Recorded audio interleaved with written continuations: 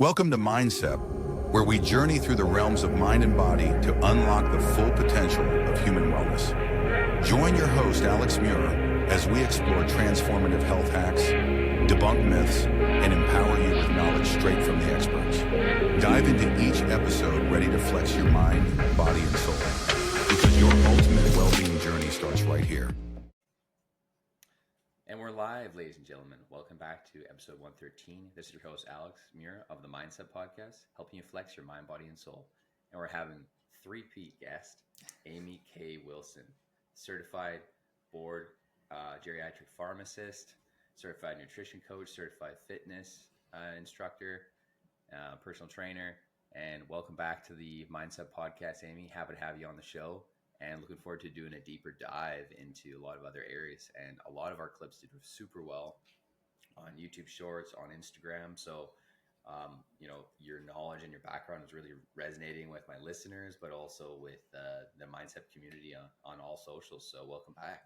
Thanks. I'm glad we're doing a third one because we just always run out of time. Yeah. And it's really hard to do that deep dive when in 30 or 40 minutes, right? Sometimes you need just a little bit more time to really dive deep into those broader concepts. So I'm super happy that we're tackling those concepts again. So one area that I wanted to talk about, which you speak a lot to, is how the younger generations are getting into nursing homes, millennials, Gen Xers, because of our poor lifestyle habits and choices that we make, and then maybe our backgrounds that we haven't been taught some about nutrition, about how important it is to move. Maybe why don't you speak about that, what you're seeing kind of in your work, and how the patients are getting younger and younger. And it's scary. It really is scary. And the reason it's scary is I will do an admission review. People come in the nursing homes, and we used to think, we still think that nursing homes are 80s, 90s, hundreds, right? We're not, we don't think that we're going to end up in a nursing home. Let's be honest. We just don't. We have blinders on, even when we have health conditions. We're like, oh, that won't be me. That just won't be me. I'll just take a pill for that. And, I always, if you've listened to the podcast before, I always say I'm a pharmacist who prefers that you're not on medication. Medication definitely has its purpose, and there's definitely reasons to be on medication. But if we can prevent and get better without medication, or be at what's called the lowest effective dose, then that's exactly what we want. So what am I seeing? Yeah, millennials, Gen X, and it is lifestyle. Now, you're always going to have the outliers, a car accident, a motorcycle accident, that kind of thing. And that's why they're in there. But what we're seeing more and more of is lifestyle diseases. We're seeing type 2 diabetes that got out of control. So we're having renal or kidney issues, kidney failure, limbs that are no longer there because of gangrene, infections, eyesight. And it's heartbreaking. It really is heartbreaking. And people don't realize that, hey, you can prevent that kind of thing. And, like we just talked before, I just did a reel on Instagram. We have a narrow window. It's a window of opportunity to get our together. And the clock is ticking. I know sometimes it seems like, but I just don't know where to start. I don't know what to do. But starting today can decrease that. I won't even say it's an opportunity, because it's not an opportunity, but decrease that probability of being in a nursing home or an assisted living facility. Our 50s are the new, I say new 20s, new 30s. We're not old. I was looking at some of the Golden Girls, and the Golden Girls were 50s. What? Yep. No, I don't, I don't feel that old. I don't feel like Blanche and everything else. I'm like, that's not the way it is. We see ourselves, especially Gen X, we see ourselves as getting better, getting fitter, getting stronger. But be honest with yourself. Are you on blood pressure medications? Have you been diagnosed with prediabetes or diabetes, high cholesterol, anything else that's considered a lifestyle disease? What are you doing about it? Are you just going to the pharmacy and getting that prescription filled because that's all you know? But let's dive deeper. Let's do something about it besides just taking medication. And that is changing how you eat with nutrition, and also how you maybe work out, or maybe you work out too much, or maybe you don't work out at all. Maybe you sit all day, which we now know sitting is the new smoking. What are you doing for your future self? Yeah. No, I love that. And like building those like lifelong habits, they take time. And fortunately, like with my background, like my dad, like, you know, sat me down and he's like, hey, he's like, you're gonna start moving really young. Like, and I was like 6 or 7 years old, and he's like, I want you to try lacrosse, like box lacrosse, or I want you to try soccer, right? He's like, you can pick, but I want you to get started with a sport because it builds, you know, teamwork, leadership, social skills, but you're also moving your body all the time, right? So that's kind of how it started for me, was like having like being an athlete, building up those habits. And then eventually when I left team sports, then I got into like bodybuilding, learning about how I can build and morph my own body. And because I didn't know anything about nutrition, so that took a couple of years to learn. But going from just making eggs to be able to, you know, do full on meals, and like that actually tasted really good. Because my main concern, like at the time, right, which everyone's concern is like, oh, how do I make healthy food taste good? Or how do I season it? How do, you know? And then I just learned that through cooking books and YouTube. And so, but anyone can learn it, right? You don't have to necessarily be an athlete, or you just have to, Or a have chef. yeah, You you don't don't have have to to be a be a chef. No, like my biggest, yeah, right. Like most people are the same. Like you want to do minimal ingredients and just add a little bit to spruce it up to make it taste good, the food. But you don't have to have thousands of ingredients or do hundreds of recipes. I tend to rinse, repeat a lot of the same stuff, right? And it Like, doesn't have to be boiled chicken and broccoli. no, no. All right. Yes, there's a lot of things you can do with chicken to make chicken amazing, but eating healthy is not boring. And we have been conditioned that especially our taste buds, when you start eating ultra processed foods, your taste buds and your body craves ultra processed foods. It's almost like an addiction, a drug. It's the sugar, it's the chemicals. That's what your body wants. And you don't realize that, wait, why am I getting migraines? Why do I hurt? Why am I brain fog? Why at 2 p.m. do I feel like I need a nap? So I have to go to Starbucks or get that espresso or venti coffee because I am crashing. What's going on? And we're going to blame everything else. We're going to blame our job, our kids, our home life, menopause, perimenopause, low testosterone. We're going to blame everything else except looking at how we're eating and how we're working out. And when we start flipping that switch and be like, okay, you know what? I'm going to start working on this. If I don't know what to do, I'm going to get help. I'm going to get a plan and make it where it's a lifestyle, not a diet, because I'm very, very much against dieting. It's a lifestyle to, like I said, train for your future self. And when you start putting those little steps and start building upon those little steps, guess what? You got more energy. Hello, perimenopause, menopause crap that you thought that you were never going to get rid of. It starts to go away or gets less. Your A1C, which is a diabetes marker, goes down. Blood pressure, cholesterol, all of those things start to decrease. And that is what we want. And the problem is we get so overwhelmed with all the YouTube videos, Google, Dr. Google, Instagram, the reels. Everybody makes it look like it should be a snap of a finger. Yeah. And It's like 1,000 steps. Yeah. And I'm like, right now, I'm going to tell you right now, I'm seeing all these supplements coming out that are supposedly like Ozempic. They do something with the GLP-1. They do something with human growth hormone. We so want to take a supplement and have that work. And I get it. I would love, like, yes, let me take this supplement and I don't have to worry about how I eat. I don't have to worry about what I'm doing and it's going to work. Okay. But is it really working? Because if you're not fueling your body properly, the chemical reactions in your body can't work. If you're not lifting weight, you're not going to build muscle. So yeah, it may help aesthetically, but that does not mean health. Yeah. No. And like, even if you look a certain way, like internally, your hormones and your metabolism could be like wrecked because of Yes. our prior lifestyle choices and not moving enough and not eating the right, not only like there's like under eating, right? Moving more and eating less, which is not good because then No. it dips into our muscle and then we're losing our muscle.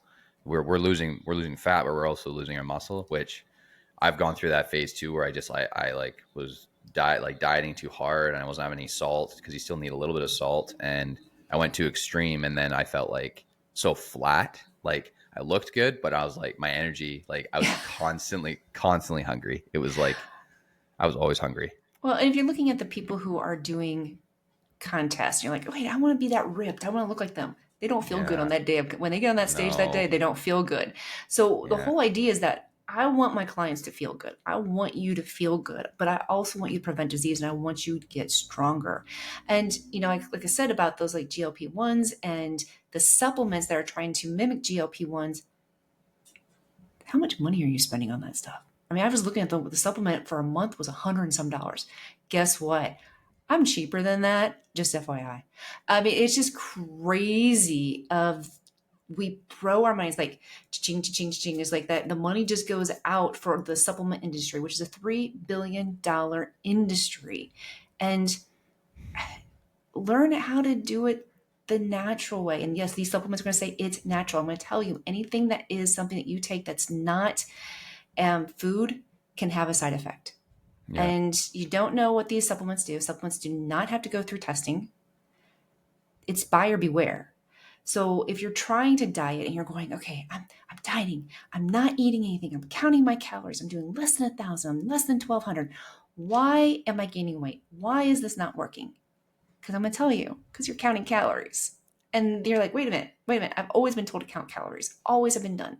No, the problem is that when you count calories, you're not counting quality of food. And I get this all the time. It's like, hey, I'm eating clean. I get this from my clients. I'm eating clean. I don't understand why I'm not getting results. Okay. What are you eating that's clean? Are you only eating carbohydrates? Are you only eating good fats? Are you only eating protein? Are you getting the amount that you need for yourself? Because everybody's different depending on how old you are, what's your age, how you're built, how much you're working out. That all comes into play. And I'm going to throw myself under the bus because I have to track. I'm somebody who has to track because if I don't track, sometimes I don't eat enough and sometimes I eat way too much. So I was doing clean. I'm like, hey, I'm doing clean. So I have I was doing nut pods. It's a coffee creamer that is non-dairy. And I wasn't measuring the nut pods. I was using a half cup to a cup a day. Wow. Whoa. It was just eyeballing, but I was having several. I was like, okay, that was eye-opening. I was also doing a cereal that's called Catalina Crunch. It's amazing. It's a protein cereal that is less processed. It has stevia and monk fruit in it and high fiber, and a serving size is a half cup. Well, let's just say my half cup was overfloweth. And I would also have a couple handfuls while I was getting my breakfast ready. Well, rude awakening. It was 3.5 to 4 servings is what I was having at a time. Oh my gosh. So, but I was tracking. I was kind of tracking. But that's where, I have clients like, I don't want to use a kitchen scale. I'm like, this is why you have to use a kitchen scale. Because when you use a cup, it's very easy to go over. And at the same point, if you use a cup of frozen strawberries, you're not going to get enough because of the air that's in the cup. So the kitchen scale is going to be your friend. And I get a lot of people like, well, I don't want to be attached. And I get that. But what I want you to do is, if you're working with me, it's going to be for 6 weeks. We're going to do this for 6 weeks and see how you do. Then go intuitive eating for a little bit, but then come back to it because things happen, things slip, and then you start getting results that you don't want, or your A1C starts going up, or you're feeling fluffier. And it could be because you're not getting the amount of protein you need, the amount of fat that you need, and the amount of carbohydrates that you need. Something is not getting enough, or you might be getting too much. That is why it's so important to not just focus on calories and focus on quality and tracking those macronutrients, the protein, the fat, the carbohydrates, because then we know How much do you need to build muscle? How much do you need to keep muscle? How much does your body need so it doesn't add on fat? At the same point, are you not getting enough because you're starving, and you're maybe only eating one meal a day, or all you're doing is lettuce and eating bird food? Well, you're not doing your body any favors, because your body's going to take energy. It needs energy. It's going to get it from muscle, not fat. It will get a little bit, but muscle is going to be the quickest way to get energy. And your body is not in the mood to wait. So when someone says, oh, but you're getting to your fat. Yeah, you will eventually when you have no more muscle, but it's going to go from the majority of muscle first. Well, guess what? You just slow down your metabolism. You are not doing your skeletal system any favors, because your muscle is supporting your skeletal system. You're not doing yourself any favors to prevent hip fractures, falls, getting out of a chair. So there's so many things that we need to do that we're training for our future self and ourself today. Yeah. And speaking about losing the functional movement, right? Like as soon as we stop eating enough calories or not eating enough calories, then like you said, it dips into our muscle, and then we're at risk of potential fractures, breaking bones, or just getting injured easier because our body's not nourished like it should be. So, and that's when I've noticed too that I tend to, right? At first it's the cortisol, too much cortisol, because not being nourished enough creates those cascades of effects where my body's overloaded with cortisol. My energy's flat. So the energy's already down. And then because when our energy's down there, our immunity's not as boosted. So then our immunity's down. So then it's just like you get sick easier, and minor injuries, which could potentially inflammation. I mean, it's just this perpetual vicious cycle that you're setting yourself up. Yeah. Major. So it's So all you're doing is setting yourself up for one, let's say, disease state after another. And sometimes you see people who can't catch a break, and you're like, what's going on? And it usually starts with a very traumatic, something happens in their life, very stressful. And then if you don't have the ability for your body to handle that stress because you haven't been eating right, you haven't been working out, you're going to get that vicious cycle effect. And it just seems like all of a sudden things start going downhill, where if you have one thing that might be going right, it might be your nutrition, it might be your fitness, that it doesn't seem to go downhill as fast, that you can put the brakes on and be like, okay, how can I get out of this vicious cycle? How can I put the brakes on? How can I get the stress down, the cortisol down? What can I do to improve tomorrow, improve the next day? And what I don't want people to think is like, oh, that's just so easy. No, it's baby steps. Every day you show up.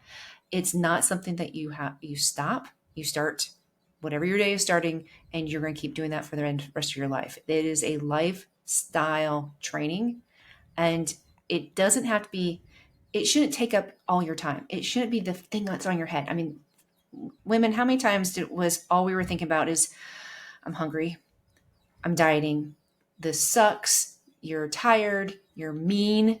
It's all consuming. And how much time have we wasted trying to get to that next size, or to lose the 5 pounds, or whatever's coming up, the wedding, the class reunion? It's so much pressure that we put on ourselves when we start thinking about health, when we start thinking about building muscle and understanding that stuff takes time. It's okay. We just show up every day. Consistency is the name of the game. Yeah, no, absolutely. And I loved how in our previous episodes, you talk a lot about HIIT training. I'm a big proponent of HIIT training because it's so efficient, and then you have no one has any excuse not to give it a shot, because it's like it can be 15 to 30 minutes or 20 to 30 minutes, and body weight or with weights, but of course preference with weights every time. But one thing that I've been working on is these accessory movements, like building my grip strength up, because I've noticed that, especially with a lot of lifts, you're trying to increase your deadlift, your squat, your bench. It all revolves around grip. And I've noticed that I would tend to gas out when I could have lifted a little bit more weight, but my grip strength is just not there. So I'm like, okay, I'll hone in on that. build up my forearms, and then that'll build up the rest of those movements, Yeah. right? Because like you said, you can build that foundation over time, but sometimes we'll figure out where we're at. So would you recommend people that are, again, like let's say restarting their journey, or maybe they built a good foundation of fitness and overall health, would you recommend to people that get like a blood panel like once or twice a year, just to kind of see where they're sitting? Because I know, like, on the one hand, it's the lifestyle choices for nutrition and movement, but on the other hand, we also need to see where our hormones are at too, right? Because those Hormones evolve and and change over time. genetics. So genetics have genetics is your blueprint. Yeah. Your environment and your nutrition pull trigger. So yes, I absolutely believe in getting your yearly lab work. So if you're male or female, so this is what you want to think about. You want your A1C. You want something that's called a BMP or a CMP, that will get your sodium and your electrolytes and your glucose, and then maybe your liver panel. But you also want to look at not just your cholesterol. And this is where people can get in the weeds. You'll get a cholesterol panel. It'll have your total cholesterol, HDL, LDL, triglycerides, VLDL. Have them do it's a bigger panel. It takes your LDL and looks at different LDLs. Actually, LDL is in this bucket that it's the bad cholesterol, but technically not all of it's bad. There's stuff called fluffy cholesterol. My LDL is actually high. If you just looked at the lab result, you're like, oh my gosh, how do you have high cholesterol? But my LDL that is good is high. It's the fluffy stuff. Right. It's the stuff that doesn't stick. And that makes a huge difference. But if somebody just saw mine, they'd be like, oh my gosh, you need to go on a statin. No, I don't, because the stuff I have is good. So that's another one. I would get your thyroid checked, your TSH, your T3, your T4. And just because as we age, it's very possible that there is thyroid issues. Maybe your parents had some thyroid issues. Your B12, get your magnesium and your vitamin D. Those are all things that most people will, a doctor will order for a physical once a year. Perfect. Get that, because you need to know what's going on. And those lab tests will tell you if your A1C is high and you're pre-diabetic, okay, your body's giving you warning signs that, hey, it's going to climb up. The worst thing I hate is when the doctor's like, let's just watch this. Let's see what happens the next. No. Okay, what are you watching? You're pre-diabetic. It's right there. Your body's saying, hey, do something now or else we're going to go up. And when you go up, it's going to be diabetes. So it is a warning sign that says, okay, this is your window of opportunity. The time is ticking. Get busy. What can you do now that you can start decreasing the A1C? Don't watch. Don't be like, hey, we'll just see what happens and see if it's just this is the way it is because you're getting older. That drives me nuts. Do something about it. You have the power. And that's what I think people don't realize, is that you have the power to change. You just have to want to. It doesn't take a huge amount of work. It's just little things. Yeah, you might have to change some belief systems. You might have to change some things that you do. You may have to add some things. But it doesn't have to be this huge, overwhelming thing to get healthy. And actually, you're going to feel better. You'll have more energy, less aches and pains. And when you go the next time you go to the doctor, your A1C goes down, you're like, see, I can do it on my own. Yeah. And because that's what I'm trying to work on, is like, I had a blood panel like 3 years ago and they said everything was good. The only portion of the test I missed was the testosterone. Mm-hmm. But at the time they did say that my cholesterol was high. And that's also because I was doing a little bit of keto. So I was and fasting. So my ketones were elevated. And so they did, so they called me and I was like, I thought it was urgent, or like they made it sound like it was urgent. Like, oh, just call me. And I was like, oh my God, like, is something elevated? So then we had a chat and they're like, no. You're like, I'm like, is everything good with my test? And they're like, no, your ketones are a little elevated. So just maybe lay off the fasting and the higher fats for a bit, and then just, kind of rebalance. And then, so then like I do that, right? I make those adjustments. And then one thing that they said to also lower your cholesterol was eating avocados because of the unsaturated fats. So, and I do like avocado. I don't eat it enough, but I apparently, because my dad got the same advice as well from his GP, and he's like, yeah, have an avocado, because avocado can actually bring your bad cholesterol down like almost 10 points in like 90 days. So it's incredible. Like just eating like whatever, half of an avocado a week. It's like not a lot. It's very small. So it's like Yeah. these like different foods that we can have that can really, you know, like enhance our numbers and like just our overall health. Like they can make a big difference. And if you have a genetic component like that, and a lot of people are like, oh, well, it's genetics. I can't outrun that. Yes, you can. My dad was type 2 diabetes. I have the type 2 diabetic gene. And it's something I'm always watching. So I get my A1C done quite a bit. It has jumped up every once in a while. I'm like, okay, need to reel it back in, and I can get it back down to, totally normal and below, and around 5.2 instead of being 5.7. So you can outsmart your genes a lot of times. And the worst thing to do is just put your hands up and go, that's just the way it is. Yeah, no, absolutely. Like I know like everyone has their own set of genetics, but we can make adjustments and improvements upon that. We just need to know the data. Because otherwise we're kind of going into our nutrition and our exercise regimen like blindly, because we don't know where our hormones are sitting at, which is super important to know. So, and I know, a lot of questions I get with the CGM, the continuous glucose monitors, are those worth it? And Dexcom is coming out with one. I thought it was supposed to be out by now, an over-the-counter version one that you don't need a prescription for.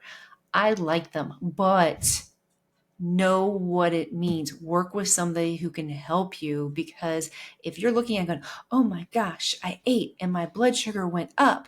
I can't eat carbs because my blood sugar went up. That's what it's supposed to do. It's supposed to. Now, how much it goes up is a different story. That's what we want to pay attention to. That's what we want to pay attention to. But if it's going to 140, that's okay. Your blood sugar is not supposed to be a flat line. It should be kind of like just like a rolling little river, up and down. But what you don't want are these humongo peaks coming down. So somebody like me with a type 2 diabetes genes, there is certain foods that if I just eat sugar, it's going to go skyrocket. My husband doesn't do anything. So everybody is different. So do I eat a cookie by itself? No, I will have protein and fat before I have a cookie so that I can dampen how fast my blood sugar goes up, and so that it doesn't go up so high. You have to know how to interpret the data. And that's the thing I see with a lot of people with CGMs, like, oh, I'm just going to go keto. I'm just going to take out carbs, period. Can you do that for the rest of your life? More than likely, no. Not so sustainable. You need to know how to work in carbohydrates. The problem is that we think carbohydrates are bad. They're not. Simple carbohydrates are not your friends. Complex carbohydrates are. So if you think about something that you can just throw water on it and it's going to dissolve, that's a simple carbohydrate. White bread, gone. Pasta, gone. But you can do chickpea pasta, red lentil pasta. You can do whole wheat bread, and that won't dissolve into mush. So think about good carbohydrates, fruits, grains, vegetables. Yummy. That's what you want.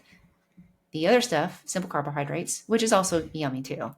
But that is, you save for special occasions and maybe once a week, not a dessert every single night.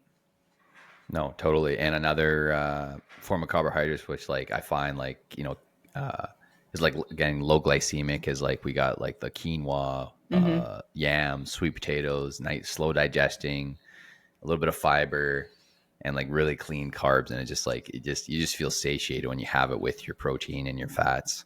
So I don't know if we've mentioned it in previous episodes, but so you count your macros. Do you go for like a gram per pound or like 0.8 grams per pound for your protein intake? It's about 0.8 grams per pound. What I do, I have some clients just because I have a lot of fitness instructors, because that's where I've been in that area, and they're still teaching lots of classes, and they might be close to 1 gram per pound. As women, as men, as we get older, we do need more protein. We don't digest it as well. But at the same point, there's a point that some people don't need as much protein as somebody who is working out all the time, lifting all the time. But I would say probably 90% of your listeners probably are not getting enough protein, and not even thinking about it. Like, that's usually the one thing that I will have with clients when they first start and they start tracking. They thought they were getting plenty of protein, and then realizing that, I need more. I didn't realize how less. Most of them were getting maybe about 50 grams per day. It's like, no, you need more. And you'll see different things about people saying, oh, no, you don't need that much protein, blah, blah, blah. You do need protein. You need protein to keep your muscle. You need protein to build your muscle. It is absolutely necessary to have it. Yeah, it's like repair, right? Like, Mhm. like we need it to repair and then we need it to grow. So Yeah, repair and it's, rebuild. yep, like that constant cycle. So, and I know you're not a huge proponent of supplements, right? You're a proponent of like eating as much whole food in our diet as possible. Yeah. But is there any specific kind of like food groups, right, for protein, fats, and carbs that you have on a consistent basis that you'd recommend our listeners either add into their diet or remove other things in their diet so to make room for those other foods? Well, my protein is usually eggs, egg whites, chicken. It's the weekend, I grill. It's going to be lean burgers. And yes, do I eat a burger? I eat a hamburger Friday, Saturday, and Sunday. It's a 93.7 mix. It's great. Yum. So the rest of the time, that's the only time I have red meat. The rest of the time, it's usually not red meat. Fruits and vegetables is whatever's in season. I do one supplement, or I do a couple supplements, but the main one is creatine. I take creatine every day. And once again, the reason being is because creatine's been studied for about 50 years. It's actually a pretty safe supplement. And I just do 5 grams per day. What it does is help me keep my muscle. I went off of it for 6 weeks because I wanted to do a test. Because I'm like, when I was taking it at first, I'm like, this is amazing. My lifts are great. I'm recovering faster. And I'm like, is it in my head? Is it really in my head? So I did an experiment. I'm like, you know what? I'm going to stop taking it for 6 weeks and see what happens. Stopped taking it, got back on it night and day. Night and day. It's crazy. My lifts were so much better. Yeah. My, the energy during the workout was better and my recovery was better. Meaning that the next day when I went to work out, I didn't feel like I was beat up. I was actually able to do the workout and it wasn't as sore. So it also, there's studies about it possibly helping with dementia and Alzheimer's. That's another cognitive. I didn't realize the cognitive, there's just as much science for the cognitive enhancement with creatine versus like the physical too. So now the big thing that I'll get from women's like, but does it make you gain weight? I heard it makes you gain weight. So here's what happens. If you are doing a loading phase, which you do not need to do, yes, because what creatine does is brings water into the muscle and it pumps your muscle up.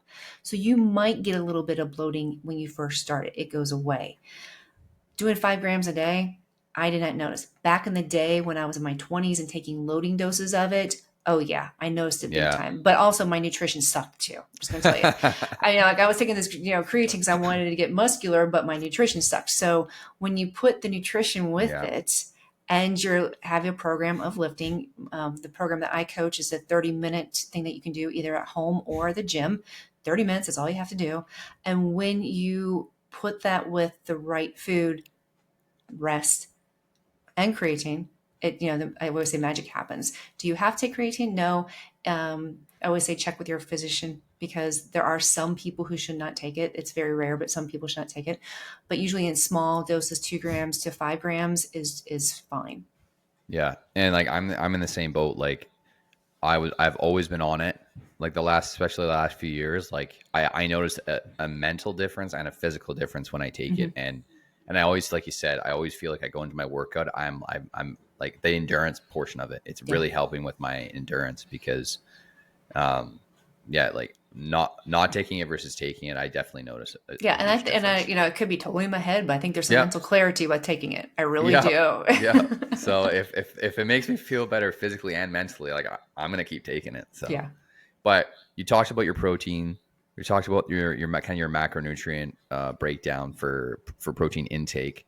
What about like the kind of carbs that you have? I know we spoke a little bit about it. Like whole grains. Carbs are like, okay, so my carbs, I do blueberries and watermelon because everything that's in season. So because people are like, oh my gosh, it's so expensive to eat healthy. It really isn't. If you think about in season, and if it's not in season, get frozen because it is picked at when it's ripe and it's flash frozen and you still have all the nutrients. So I do whatever fruit is in season.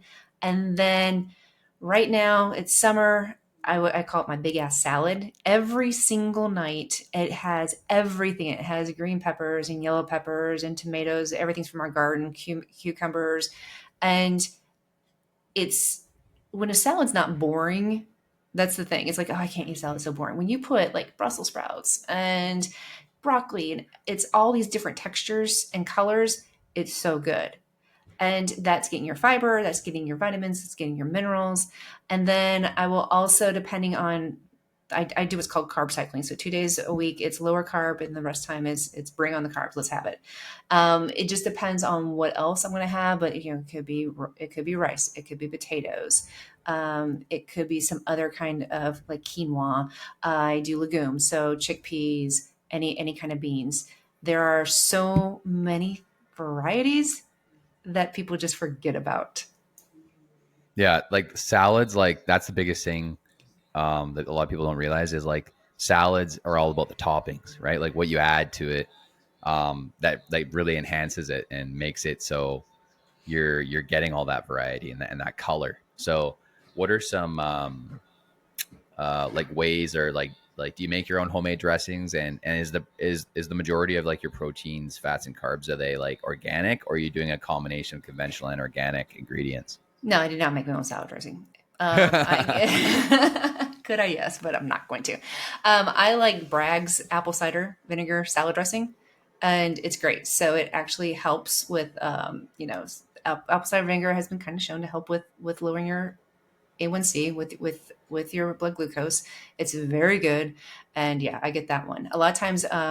On my lower carb days, I'll do Primal Kitchen that uses avocado oil. So I'll do avocado oils, and so it has some great salad dressings that use avocado oil. And you know what? I can actually use salad dressing on those days. It's we were so used to saying, "No, you can't use salad dressing."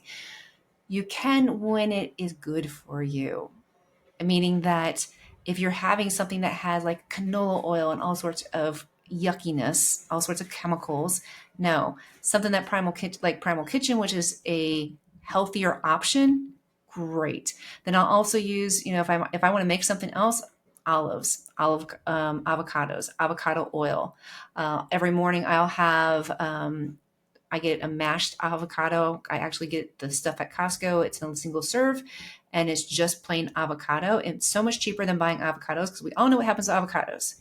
Not ripe, not ripe, and then then gone. They're like brown really right fast. And so that's I want to save money just as much as everybody else does. So I get these little cups, they're individual, and that way I also, remember I said, it's very easy to eat more avocado. It really is. It's done, and I make my own avocado toast every morning. So there's little things that you can do, and there's nothing wrong with rinse and repeat, meaning that if you find some things that you like, I have pretty much the same breakfast every single day. It just makes my life easier. I'm still a practicing pharmacist, and along with being a nutrition coach and having clients, it's like there are some things that you need to put on autopilot. That is easy, and that is fine. And that's why I work with my clients too. It's like, okay, how can we make this easy for you so that you don't feel overwhelmed? Because we all know what happens when we feel overwhelmed. We shut down. We quit. That's not what we want. It's got to be like as frictionless as possible. Yes. And that's why I'm totally a proponent of, eat the same things over and over again that we enjoy. And then with minimal, like variety. Like I like having a little bit of variety, but those are kind of on like designated days, right? Maybe where we're doing a really heavy duty training session and we want that little bit more variety. And well, I call it seasons, because like right now it's our grilling season. And then when fall hits, I'm going to have chili, and I will have spaghetti in the Instant Pot, because I use there is a red lentil pasta from Barilla. Is amazing. It's high protein, it's high fiber, it's a great way to get your carbs, and make that in my Instant Pot, and boom, done. And it makes it easy, and it's comfort food, because when it gets cold here, we want comfort food, but it also has to be healthy comfort food. Yeah. One of my absolute go-tos during the fall, because fall is coming, it's almost upon us, is like I make this like butternut squash soup that me and my wife just love, and I add lots of garlic powder, ginger, like everything, and it's just the taste is unreal, like especially that since they're going to be in season soon. So and I'll just blend that up in my blender, the Ninja blender, and it just makes consistent. Like I just looked at one recipe, and I'm like, as soon as it's a hit, my wife's like, oh my god, make that again. I'm like, okay, rinse and repeat over and over again. And just think, the vitamins and minerals and antioxidants and all that is amazing. And it's slow digesting again, right? So those low glycemic carbs, they just make you feel like they take a long time, like a casein protein to digest, and it's just you're you feel fueled every time you have it. Yeah, because you're not getting those blood sugar spikes. You're keeping that blood sugar in that kind of little range, and that, a little slightly going up and down, but it's not spiking. And then for your workouts, I know we talked about like you're really into HIIT training. Do you use any sort of like Tabata timer like on your phone, or is it all? It's all programmed for me. So the platform I use, Fast Way to Fat Loss, is Monday and Tuesday. We only do HIIT twice a week, and the reason we only do twice a week is because, especially for midlife women, doing it more can cause issues, and we want to lift also. So it'll be sometimes it's Tabata. We have a thing called Dirty Dozen. It's every week it's something different. Every week it kicks my butt. It's amazing. And I love, as instructor, I'm someone who instructs, I love being the student.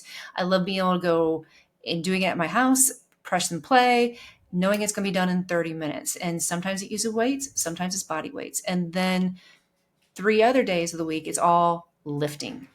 And my new clients will lift lighter because I want form. I always tell people it's like good form means great results. Bad form means injury. Yeah. Don't pick up heavier weights until you have good form, because you will get results with light weights in good form, but you'll get injured with heavy weights in bad form. So I always want people to focus on their form first. And then we have 2 days of active recovery. And that was really hard for me because I was somebody who thought they had to work out all the time. I blew my back out at 29 and had back surgery when I was 29, diagnosed exercise addict, where I was actually addicted to the endorphins. And I would wake up, and I call it spinning position because this is when spinning first came out. And I would go and teach at 5:30 in the morning, get my body warmed up, be able to actually stand upright. And looking back at this now, I'm like, man, you were stupid. And then, then I would go to work, and then I would personal train at night and teach again. And I would work out with my clients. That's a big no-no, by the way. You don't work out with your personal training clients. You're just supposed to help them. You're not supposed to work out with them. But I was an exercise addict because I was trying to out-train a bad diet. Right. So yeah, it's so refreshing to have 30-minute workouts and then do stretching, do yoga, because I used to think yoga was the biggest freaking waste of time. And I'm sorry for anybody who likes yoga. Yeah, I really did think it was the biggest waste of time. And now I'm like, damn, what I should have told my 20-year-old self was that do the damn yoga. Yeah. And realizing that my body craves that stretching. I actually get better results when I am doing that active recovery. It was so mind-blowing to me when I started doing that 4 years ago. And I'm like, man, I have missed this. What was I thinking? But I was one of those people, if you did leave the DNA on the floor, if you weren't sweating and dripping, it was a waste of time. If it wasn't over an hour, waste of time. You weren't doing anything. But we know so much more now. And when you pair your workout with your macro cycle, like I said, magic happens. Doesn't matter what age you are, you're going to get better. You're going to get stronger. You're going to feel better. No, absolutely. And like once I learned that you don't have to be in there for an hour. And most of the time when people are in the gym for an hour, I was talking for 20 minutes. So really I'm only working out for 35 to 40 minutes because I still got to do a 10-minute or 5 to 10 minute warm up. Right. So efficient and effective. I like racing against the time. Like I like trying to win against the time every time I train. That's why that Tabata timer, like 30 seconds on, 15 seconds rest. That range works really well for me. And then 40 and 20, if I want to go a little more intense, but though it's never like lifting super heavy. It's just like you said, it's just like lifting what I can do under really strict form, but on like 20 to 25 minutes, it's like fast. Yeah, and I'll have people say, "Oh, I'm afraid I'm going to hurt my back." And it's like, okay, then let me see your form. Let's work on that and see what happens. And I can guarantee you're using your back muscles, and you shouldn't be using your back muscles in this way. So you're not using your glutes. You're not using your hamstrings. You're not putting your weight in your heels. So don't be afraid to ask for help, whether it's nutrition, whether it's fitness, because we want you to live your best life no matter where you are. Yeah, like nutrition, training, we want you to enhance every aspect of your life, and then everything's interrelated. So the better we eat, the better we feel, the better we sleep, the better we feel, the more that we move, the better we feel. It's like like going back to our roots. Yeah. It's like, you want to be like, oh, but I work out all the time, but I'm not getting results. Okay. So what's going on in the kitchen? Or I'm eating really, really good, but I can't put on muscle. Okay. So what's going on with your workouts? Or I'm taking this supplement and it might be working out a little bit, but I just don't feel good. Or maybe it's not doing anything. And okay, well, you can take the supplement all you want. I can take creatine until the cows come home. But if I'm not doing it with nutrition and fitness, I'm not going to get the best benefit out of using that supplement. I'm really just throwing my money away. So you have to have that nutrition and that fitness aspect. And then speaking about nutrition again, for meal prep, do you like to meal prep like a designated day of the week and then eat the majority of, again, the same meals, and then you just take them out, or how do you do it? I'm going to tell you, meal prep stresses me out. It totally does. It does. I meal plan. I do spend a little bit more, like yesterday we went to Trader Joe's. I spend a little bit more money on getting prepackaged salads, because if you have a Trader Joe's, their salads are really reasonably priced.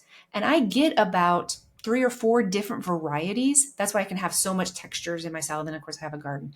My breakfast is always the same for the most part. It depends on if it's lower carb day compared to a higher carb day, then it depends on what fruit I have. That's always the same. Our dinners on Friday, Saturday, Sunday, the same. I'm grilling out burgers. I'm telling you that right there. If it's going to have a big salad, burgers, probably like a sweet potato. So I already meal plan. And then when I go to the grocery store, I have everything so that I can make it. Now, in the fall, when I said the spaghetti's coming back, the chili's coming back, meal plan. And it's going to be where I make enough that it will be 2 or 3 dinners. So I'm not constantly having to cook every single night, or I'm not having to spend a whole Sunday prepping. Now, I know I have clients who absolutely love that. They love prepping. Nah, I don't want to spend my Sundays prepping, but I do have a plan, and I know what we're having. And that to me is so much easier than chopping everything up. And a lot of things I do, I get pre-chopped. Everything is already there. My avocado is the avocado mash. It's already pre-done. So that's what I do. Yeah. I like taking that route nowadays as well. I've pre-cut, like it's already like divvied up, like the way it's packaged. And so there's as minimal prep work as possible, because the way I used to do it, I would do every Sunday, I'd eat the same meal for like 6 or 7 days, and that gets old. And then my wife's like, we need more variety. I'm like, agreed. And then if you don't have a plan, you're like, what do you want to eat? I don't know. What do you want to eat? I don't know. Yeah. I mean, we all have this, right?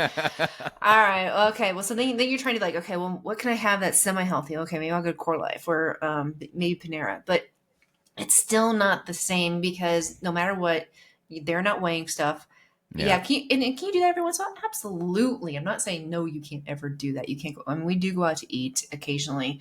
But I will tell you, if you're spending all your money going to healthy places and getting stuff out to eat, you're wasting your money. You could save so much by doing it in home and making your own stuff.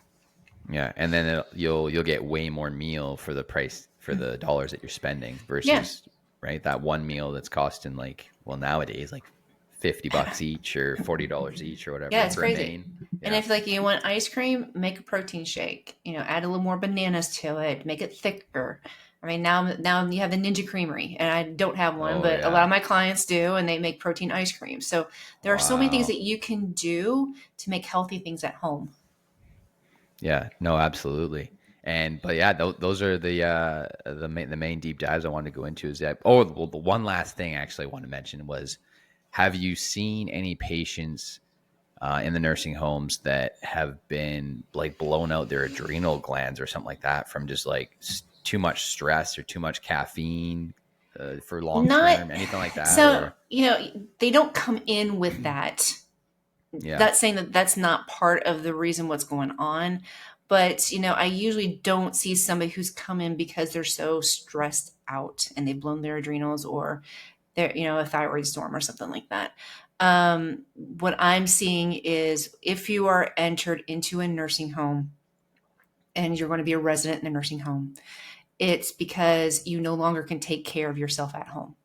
Yeah. And it means it's pretty far gone by then.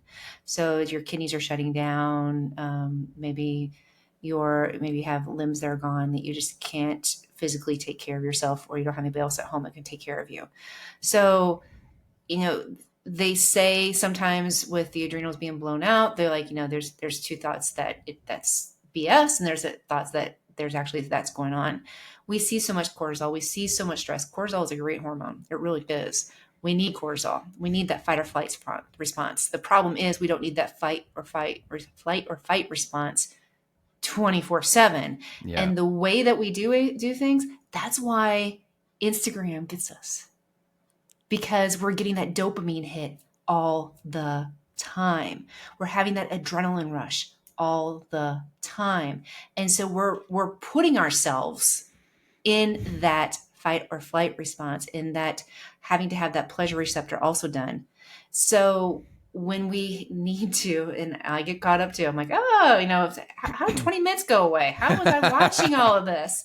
And, there's things that we have to do. And, nutrition will do it.